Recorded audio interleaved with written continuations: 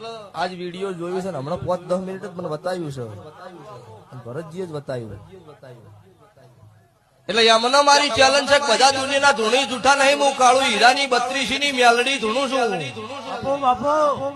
રાધનપુર ભાભર હોઈગોમ દિયોદર ઈ ટપ્પા મારી 5000 બાધાયો છે તમારા ડોક્ટર અને તમારા જેટલા નેતાઓ હોય એટલા બધા લાવો ને દુઃખ બંધ કરો 5 મિનિટ માટે તો મને ખબર પડે કે હું દુનિયામાં દેરું જૂઠું છું